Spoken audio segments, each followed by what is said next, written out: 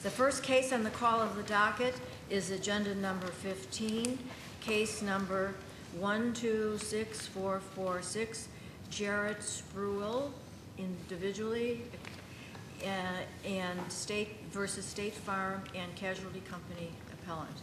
Mr. Joseph Anthony Kinsella. Is that correct? Please proceed.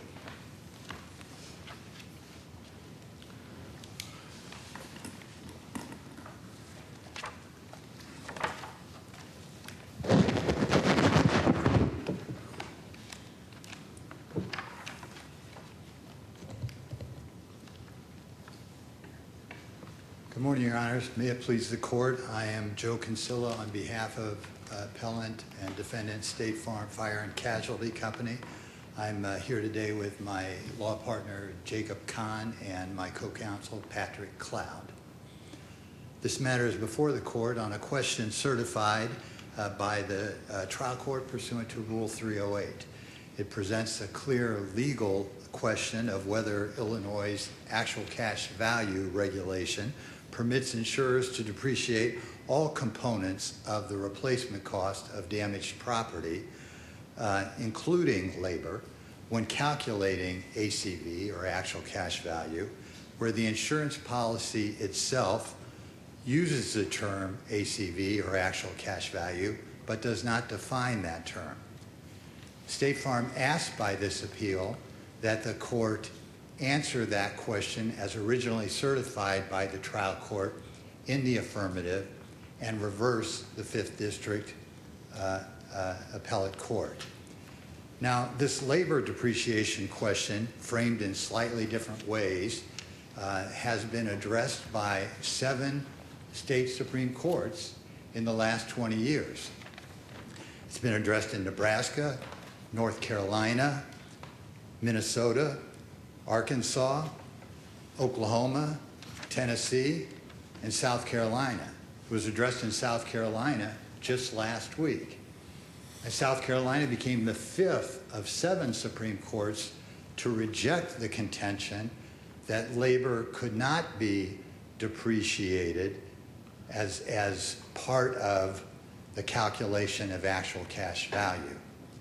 A 6th of those 7th Supreme Courts, Arkansas, which originally had precluded the application of depreciation to labor, its ruling has been superseded by statute in Arkansas.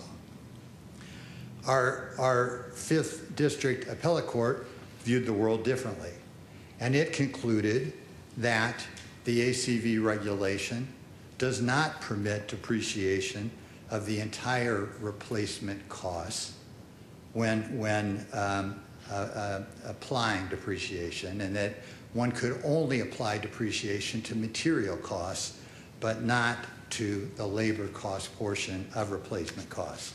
Counsel, the Supreme Courts that have sided with your argument, don't most of those states follow the broad evidence rule? And if they do, does that matter? So the answer to that question is some do, some don't. South Carolina, for instance, does not follow the broad evidence rule. And if you read some of these opinions, like North Carolina, you don't see the words broad evidence anywhere in the decision itself. In our view, the broad evidence distinction is a distinction without difference. All of these states, or nearly all of the states, recognize replacement cost minus depreciation, Justice Burke, as either language to be interpreted in the policy or an acceptable manner of calculating actual cash value, or as a term that's used within a state statute. We've identified all of these at page 22 of our reply. We've kind of pointed out that this is a distinction without difference.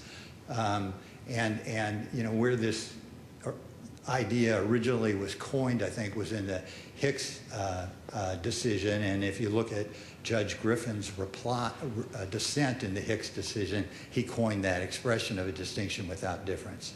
But of those states, you know, not all of them are broad evidence. And certainly South Carolina, which plaintiffs advocated, should have gone the direction of forbidding labor depreciation. Just last week, altogether rejected that contention, didn't explicitly deal with it, but said labor could properly be depreciated. Is the ACV term ambiguous? Not at all, Justice Garment, not at all. It's a legal term of art in Illinois. It has been a legal term of art in Illinois for over 100 years. You go back all the way to the Smith v. Alameda decision, came about as a result of a commercial loss here in Springfield, and that's where replacement cost minus depreciation was determined to be the manner of calculating ACV. You go to the Carey decision out of the First District Appellate Court, they interpreted the provision and reached the conclusion that ACV wasn't ambiguous.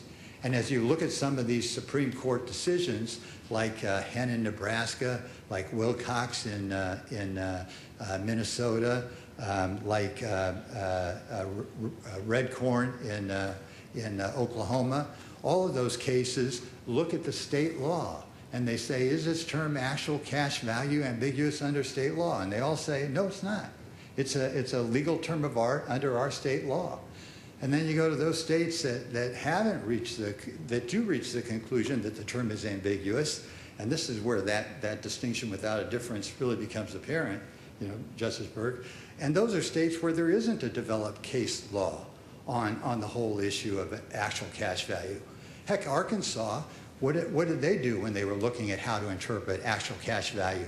They went and interpreted it on the basis of a dissent in the Oklahoma case. They didn't look at Arkansas law on what actual cash value meant. So we have developed law in Illinois, 100 years of developed law as to what ACV means. And so the term is not ambiguous at all. So we believe the Fifth District got the decision wrong for a number of reasons, but obviously this is a de novo review, so what we want to do is persuade you that the right way of looking at the ACV regulation is it does permit application of depreciation to the all replacement costs, as we believe it properly does, based on 100 years of Illinois jurisprudence, based on the plain language of the ACV regulation, based on Illinois DOI guidance, Department of Insurance guidance, based on State Farm's policy language, based on principles of indemnity. All of those commend an interpretation of the ACV regulation in the manner that we're advocating, that when you're looking at the ACV regulation and it says, here's how insurers shall calculate ACV, replacement cost minus depreciation, if any. Replacement cost is an unambiguous term.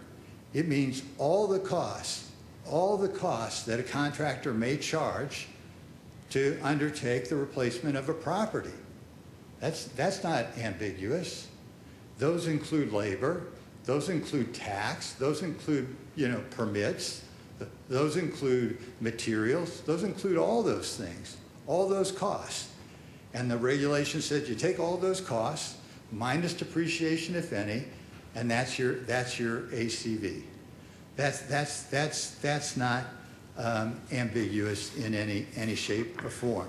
The only way you get to the conclusion that plaintiffs advocate is you have to take that regulation and apply construction rules that add exceptions at the tail end of that regulation.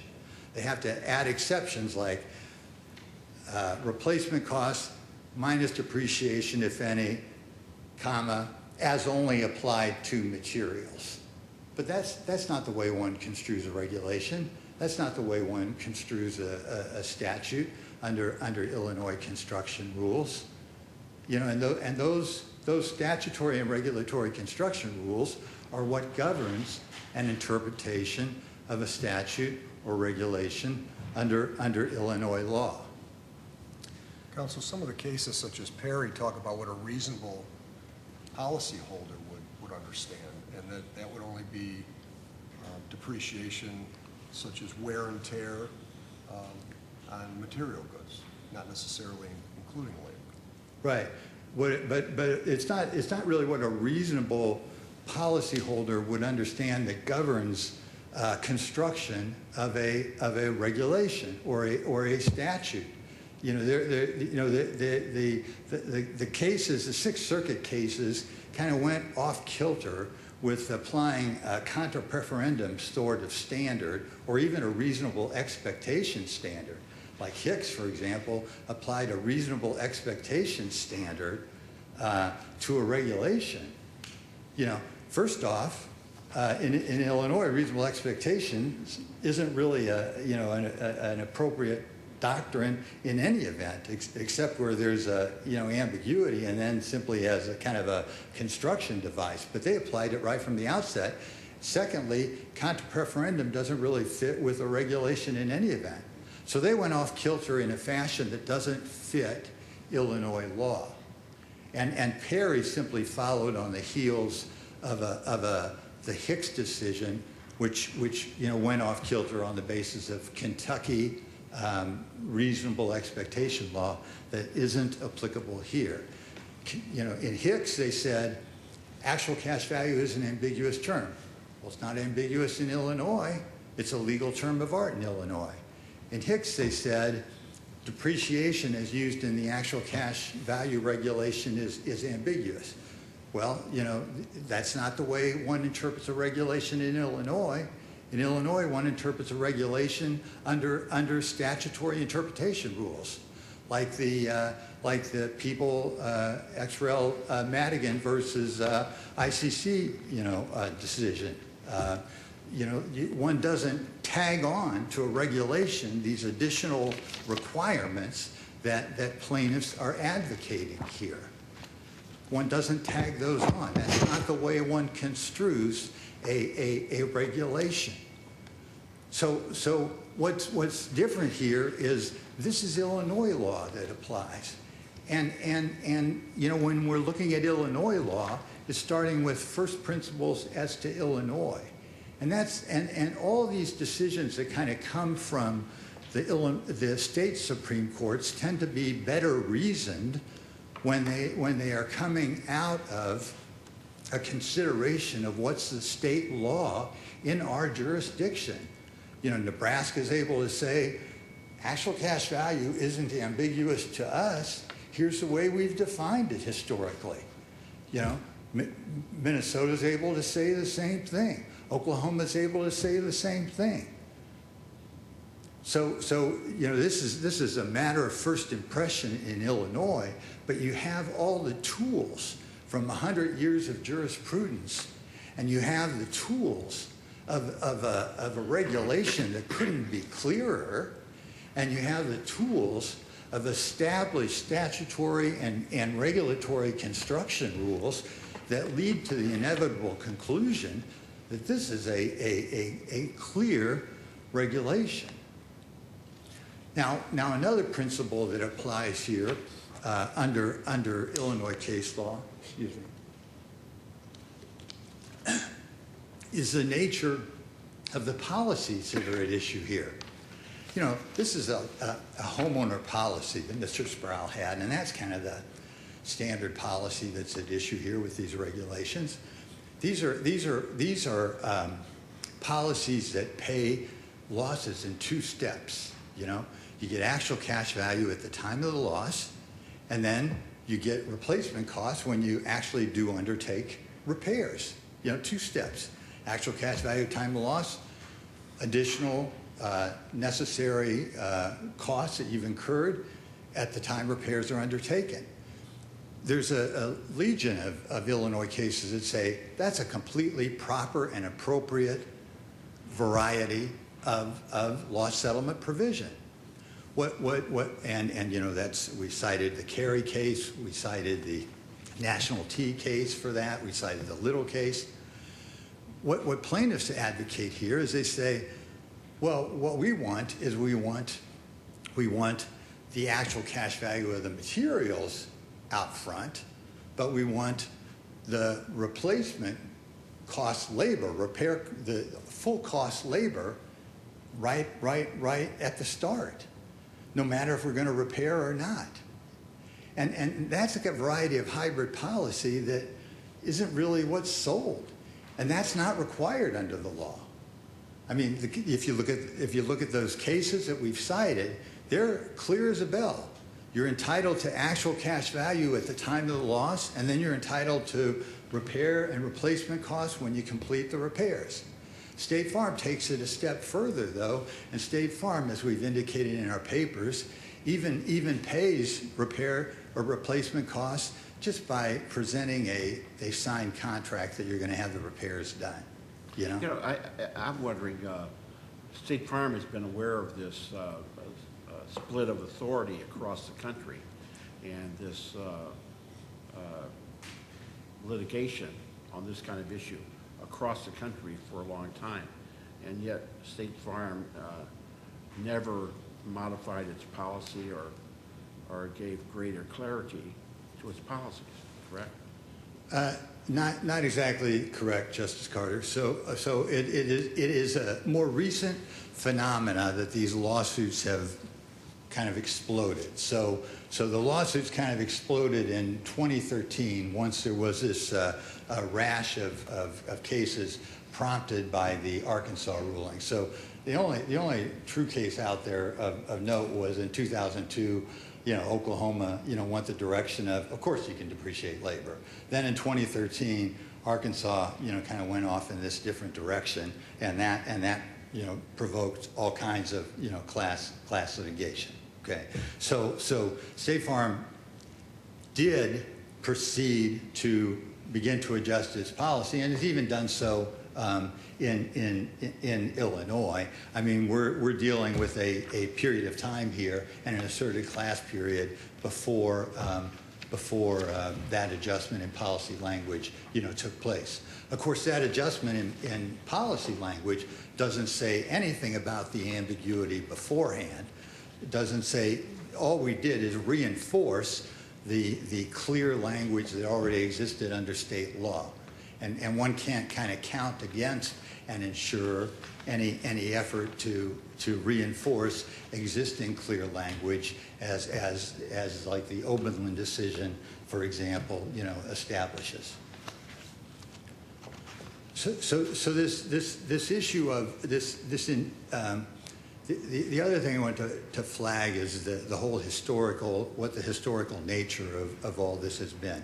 If you look at all of the Illinois cases that are out there, to the extent there have been Illinois cases that report what has taken place in terms of what has happened in a depreciation setting, the cases that have been out there, when besides saying replacement cost minus depreciation, not an ambiguous term of art in Illinois, where they've shown the actual application of depreciation, they've applied depreciation against the entire replacement cost. They don't talk about it, they don't celebrate it, they just do it, So we've cited, cases where that has shown to be the case in the fact patterns of the case, like the Witten case we cited for that, where the plaintiff's appraiser did that. We cited the Niagara case, heck, that was from the 19th century even, where that happened. And the plaintiffs cite, in one of the cases they've celebrated in their papers, Chicago Title and Trust.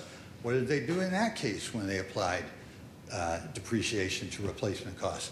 They applied depreciation to the entire replacement cost. There's no cases out there that apply depreciation solely to the material component. No Illinois cases have done that. This term depreciation, the notion that depreciation should only apply to materials, the concept goes something like, how is it that labor could ever depreciate? Well, that concept, has this intuitive kind of appeal, but it's hollow. It's a hollow appeal. Labor does depreciate because labor gets embedded in things. The nail was manufactured. The shingles were manufactured. So the shingles depreciate. The nails depreciate. The shingles and the nails got put on the roof. Mr. Kinsella, your time. Okay, thank If you. you'd like to wind up. So just as the roof depreciates, so too does the labor that's associated with the roof depreciate. We ask that you answer the certified question in the affirmative and reverse the 5th District. Thank you. Thank you.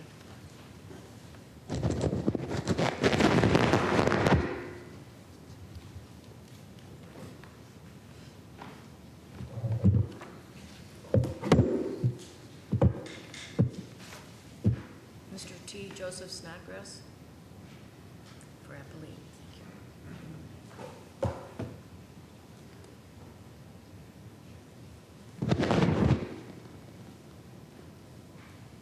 Thank you, Your Honor, and may it please the Court. My name is Joe Snodgrass, and I represent the policyholder in this case, Jared Sproull.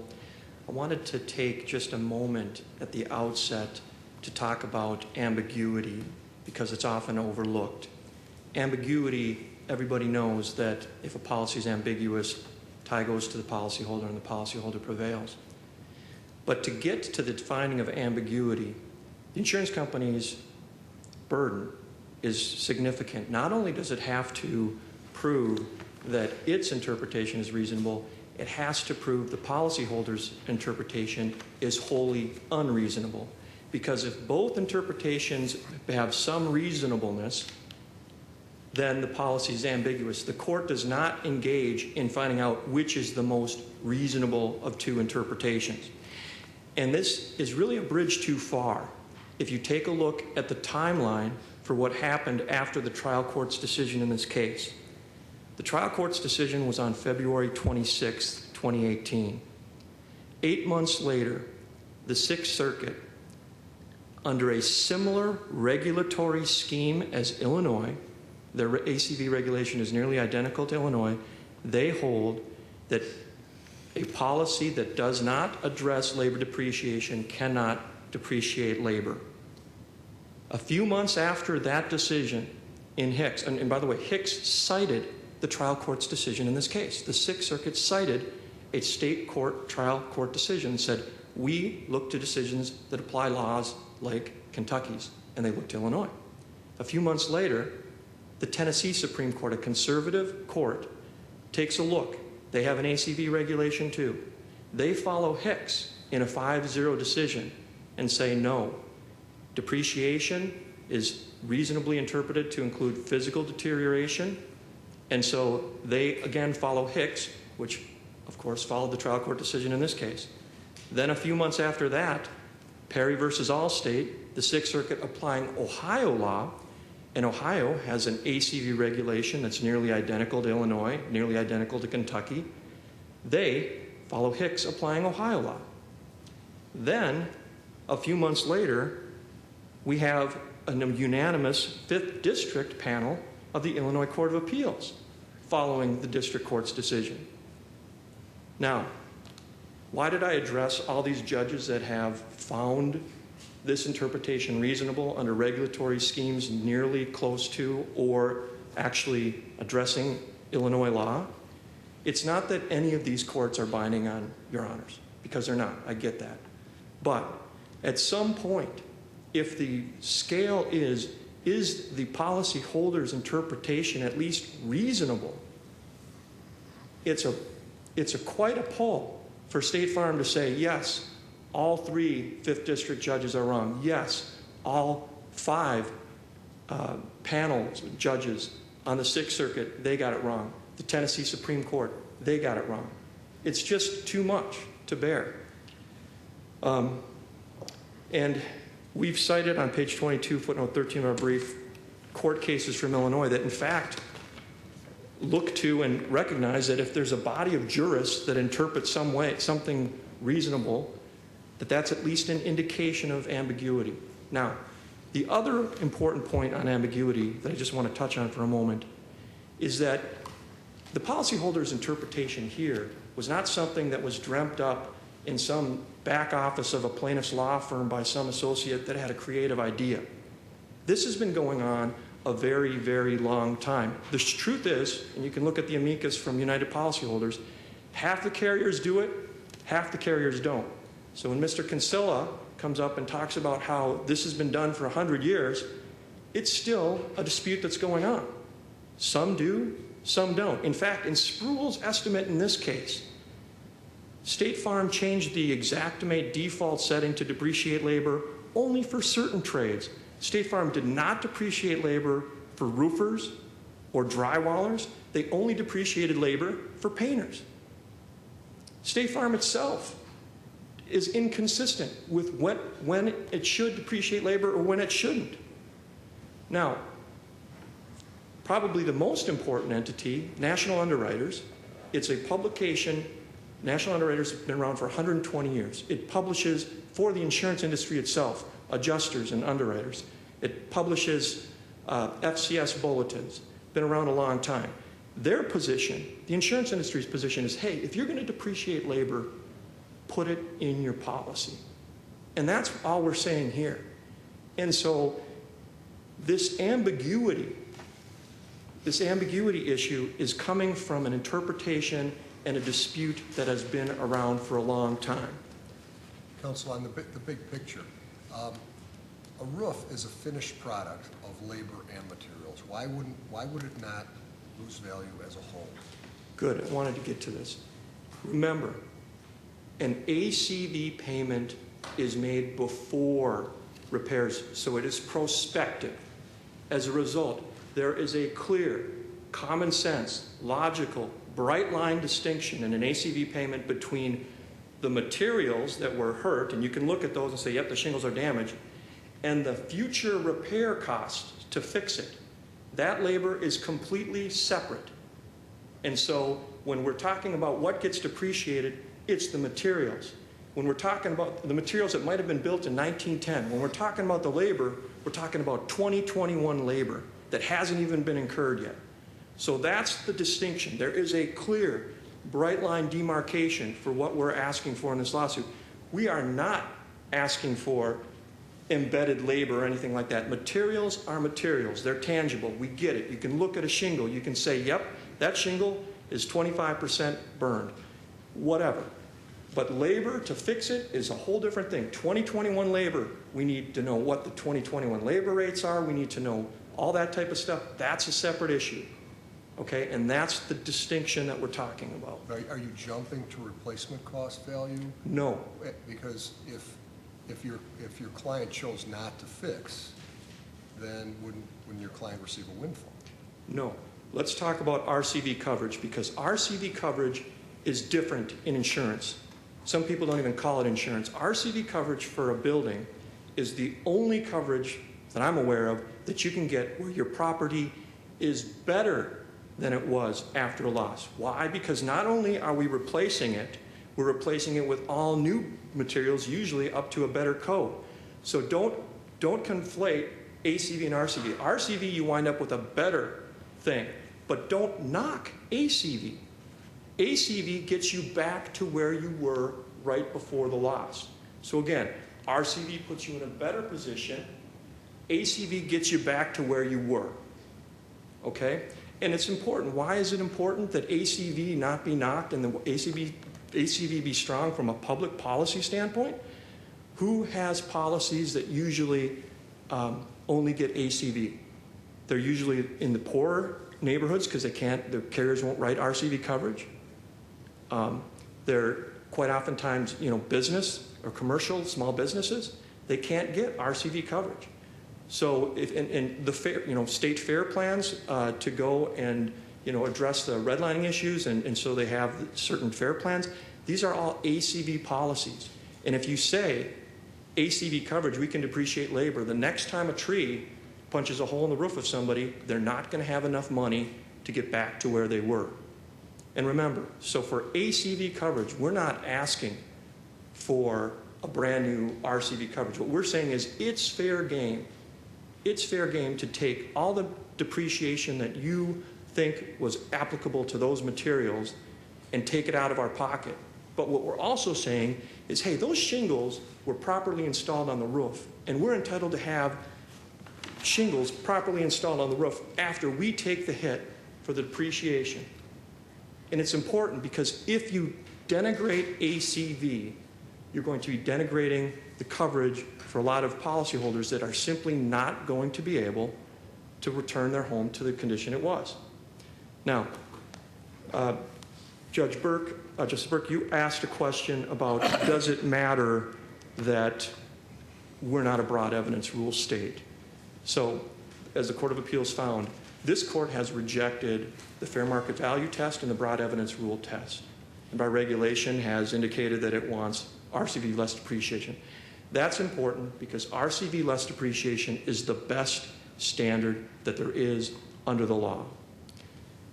And what's the purpose of this RCV less depreciation standard? And our whole point is we believe it's to return you literally, functionally, to the place you were. You get your roof back. You get to fix the hole in your roof. That's what we're saying. State Farm says no. Depreciation means something broader than physical deterioration. We can consider other economic factors that we want. Specifically, they want to say, not only do we want to depreciate the materials, but we want to also take into account that, 5, 10, 15, 20 years from now, you might have to replace the roof anyways for wear and tear reasons. So we want to also take that into account.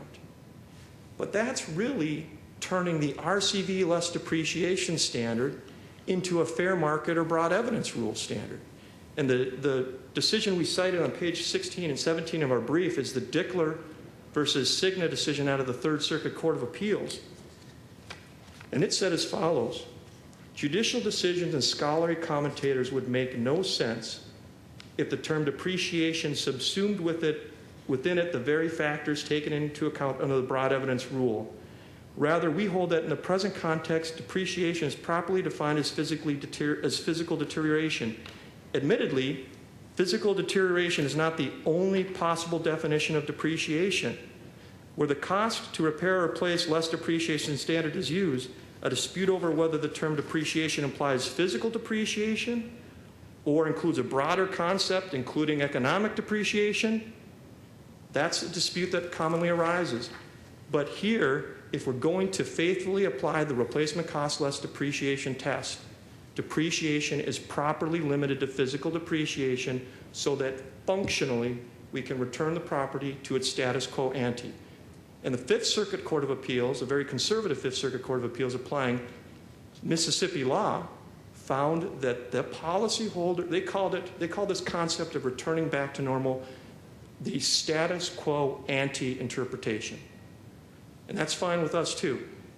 But the same concept here is if you start withholding labor, you can't get there. Let me give you a simple example that kind of melds all these concepts together. Say I have a mahogany door, a used mahogany door on my house, and a burglar comes in and kicks in my door, okay? And let's say my wife loved my used mahogany door so much she found the identical used mahogany door in a building material recycling center, okay? Now, if the goal of ACV, as the Court of Appeals said, and as we're arguing strenuously, is return the policyholder back to the same condition, what would we do? We'd buy that used door, we'd pay to have it installed, and the other one removed, and the policyholder would pay the deductible. That would get the policyholder to ACV, and that's what we're asking for. RCV would be if the policyholder went out and said, I want a new mahogany door. I'm not going to get a used one, I want a new one. That is RCV, and that leaves me in a better position. So these are all the concepts right there in that simple analogy. We want the labor to put the used door back to where it was. We're willing to take the hit for the depreciation, but we at least get to be back where we were before. And at the very least, it's a reasonable interpretation.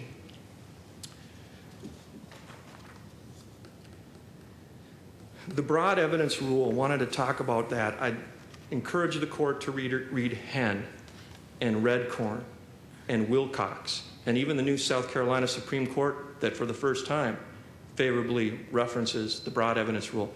These courts hang their hat hard on this notion that we can consider any fact whatsoever that we want in determining what actual cash value is. That's not Illinois law. We've rejected fair market value and broad evidence concepts. It's just replacement cost less depreciation. It's not what State Farm wants to do. Broaden depreciation, include this economic concept of, well, maybe someday you might have to repair or replace it anyways, so let's get a credit for that. No, it's to get the policyholder back to their were, literally back to where they were.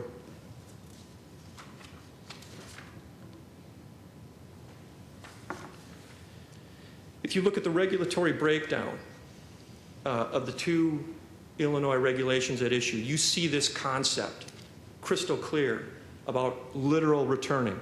You look at the partial loss regulation, and it says that the estimate has to be, quote, an amount which will allow for repairs to be made in a workmanlike manner, unquote. State Farm didn't cite or address the partial loss regulation, but clearly what the regulatories are saying is what I'm trying to advocate here for. Give the folks the money on an ACV policy to return themselves back to the same condition on a labor standpoint. State Farm doesn't address how can you possibly give folks money to return, to allow for repairs in a workmanlike manner if you're withholding labor to begin with. It doesn't make sense. You were explaining that it's a two-stage procedure, and right now the plaintiffs are really in the first stage, right? Correct. And so, but if they do repair, if they hire someone and they repair it, all they have to do is file a claim, don't they, to get the amount of labor that they've spent? Correct, but there's a whole host of reasons why people can't do that. Why? Okay, for one, they have to do it in a certain time frame. Two, more importantly, they have to fund that out of their own pocket. And if they don't have the money to make those repairs, they'll never get to repair costs. So in other words, as carriers continually expand the definition of what's depreciable, more folks are left with a smaller upfront payment and can't get replacement costs. You have to do it at a certain time. Some folks may not have the money. Sometimes you can't get things done because you have a mass catastrophe in a neighborhood. There's a whole host of reasons why people won't do it. What if they get the full lump of money and they decide not to use it and repair it? Well, and that can happen sometimes on abandoned properties. But yes, the ACV coverage is no strings attached. But it isn't just abandoned properties, it's anybody could do it. Right, and that's it. The ACV contract is no strings attached. They get it. They can get the ACV payment. They can make the repairs on their own. They can hire people for, pizza and beer and try to fix things well. They can make a substandard repair. They can try to do, that's their money, free and clear. It's an ACV payment. And so but it's a payment for damage to the roof which was insured, so it would be reasonable to think that they're going to repair the roof. Under an ACV policy, ACV payments are always made prospectively before repairs are made. So the policyholder can do what he or she wants with the policy. That's true for any ACV policy. Counsel, if we agree with you, would that be encouraging people to take the payment and walk away and not fix the bill, not fix the structure? No, because there's a more pragmatic reason. Usually checks are made out to, and you might, if you've ever had a loss yourselves, and if you have a mortgage, who's the ACV check made out to? The policyholder and the mortgagor. And usually the mortgagor is going to make you use that payment. That's typically how it works. So if the mortgage is paid off, the people can use the money as they see fit. Just wanted to briefly touch on reasonable expectations doctrine that the Sixth Circuit applied.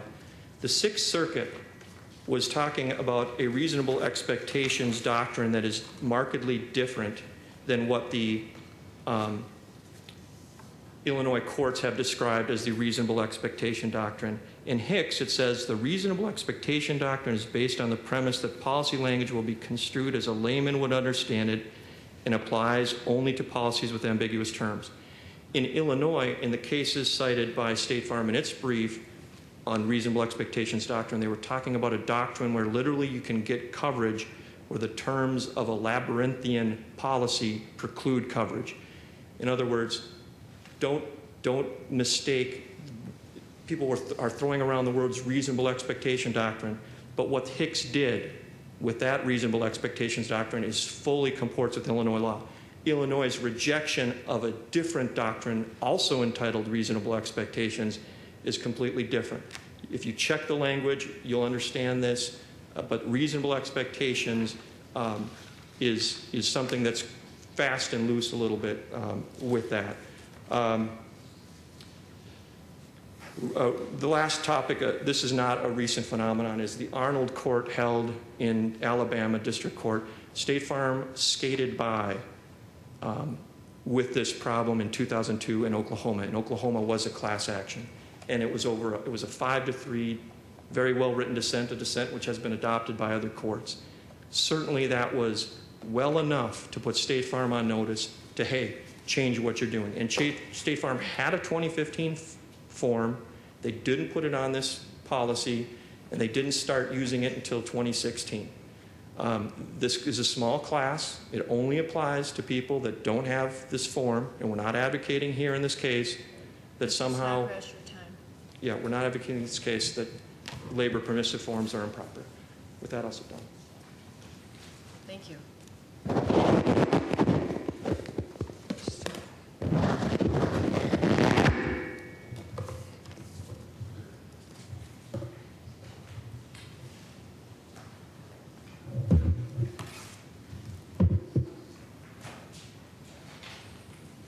Mr. Cancilla?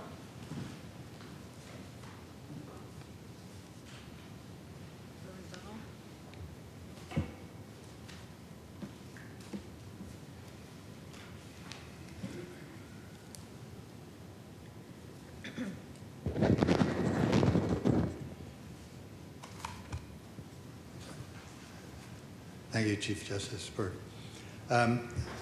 Joe Kinsella for Appellant State Farm. Let me try to get to as many of these points as I can. I don't understand the concept of skating by a ruling when the Oklahoma Supreme Court, being the only state court to rule on a decision, affirmed the propriety of depreciating labor. One typically doesn't do a vote count and adjust one's practices on the basis of a vote count of a Supreme Court. So that notion struck me as odd. Funding out of pocket for repairs and incentivizing folks to not complete repairs. Very well taken point, Justice Carmen. The notion of most of these checks going directly to having mortgagors on the checks, that's kind of a whole cloth assertion there.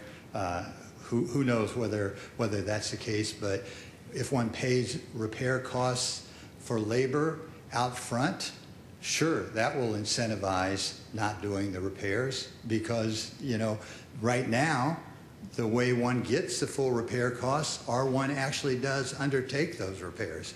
And State Farm makes it easy as could be simply by asking that one present a signed contract or get repairs underway, and then one gets those repair costs paid. Counsel, does your position, as the opposing counsel argues, denigrate ACV to the point where if you have a 20-year roof and it's damaged, it's totaled after 20 years, and you depreciate labor, you're really, the policyholder is left with almost nothing to begin repairs?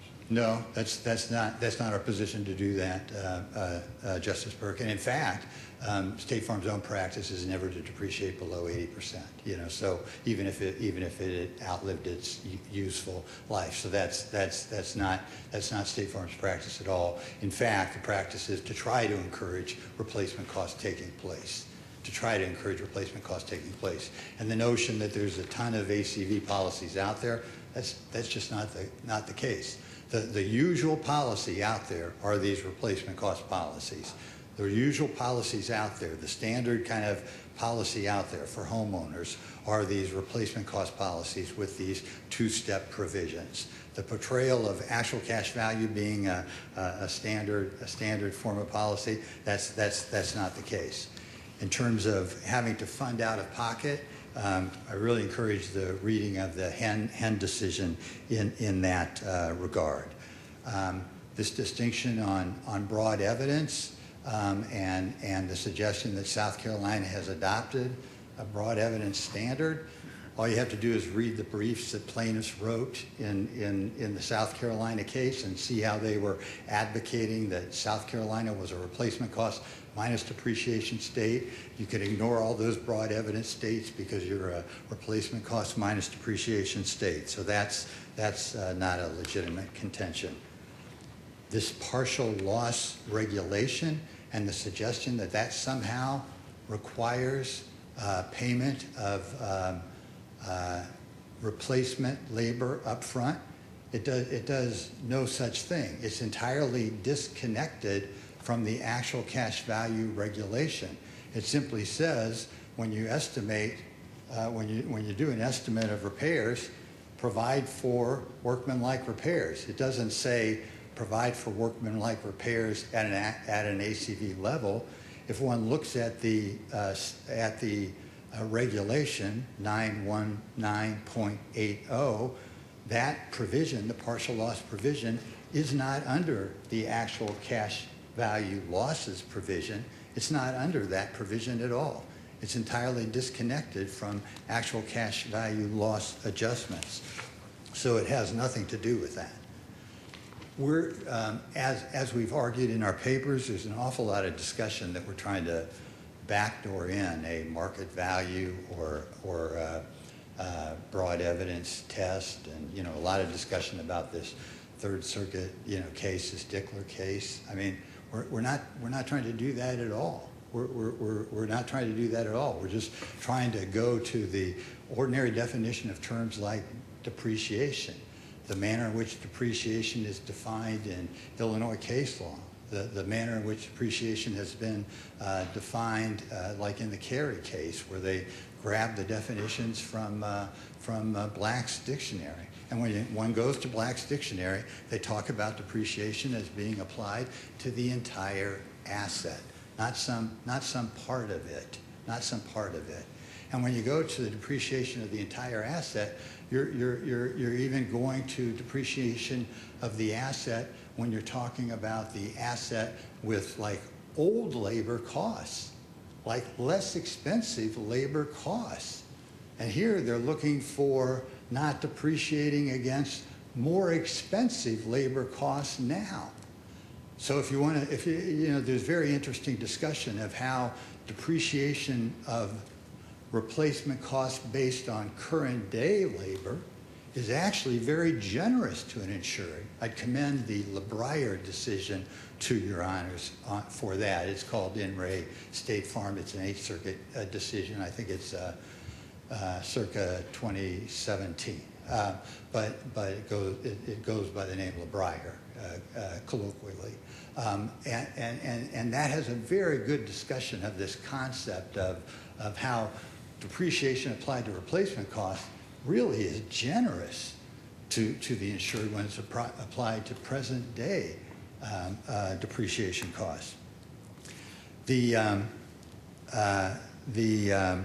timeline was a interesting timeline, and the distinctive things to mention there. We've already talked about the distinctive law that the Sixth Circuit had, in Hicks and Perry and all. Tennessee did have an ACV regulation, but they didn't even talk about the ACV regulation because it wasn't in effect. It wasn't in effect at the time of the claim. So all they did was say, hey, we have an ACV regulation too, but it wasn't effective at the time of the claim, and so they just referenced it in a footnote. So all this discussion about them having an ACV regulation it didn't relate in any fashion to their decision. The Mitchell case, which talked about the status quo ante standard, the Mitchell case, that's a 5th District decision that went on that principle. That starts from the proposition that ACV is ambiguous. But that's contrary to Illinois law. That's why a number of these decisions are just uninformative, because one starts with the basic proposition of Illinois law and whether it's ambiguous under Illinois law. Heck, all the time you all look in the first instance at a de novo review of a regulation or a de novo review of policy language and reach a conclusion as to whether the policy language is ambiguous or not. You just did it recently in the Elmore decision and reverse the 5th District in respect to the Elmore decision, and reached a different conclusion on their interpretation of other case decisions from other jurisdictions. So this notion that, hey, it has to be reasonable because other courts have reached that conclusion, so it's got to be reasonable, tip the balance in favor of the policyholder. That's not the law. It's certainly not the law when you're interpreting statutes, when you're interpreting regulations. That's just not the law. The DOI has looked at this issue in the sense that they have approved policy language that expressly allows for depreciation of labor. And they've allowed that language. How could the DOI allow that language if that was contrary in some fashion to the regulation? The regulation has to allow for depreciation of labor if they've approved that policy language. Because, the regulation itself, the code itself provides that this regulation shall apply to all current policies and all future policies. So if the regulation in some fashion precludes labor depreciation, they couldn't possibly allow policies that explicitly say actual cash value will include depreciation of all elements of replacement cost, labor, and all others. Thank you very much. We ask that you answer the certified question in the affirmative and reverse the 5th District. Thank you. Case number 126446, Jared Sproull versus State Farm Fire and Casualty Company, will be taken under advisement as agenda number 15. Thank you, Mr. Kinsella, for your argument this morning.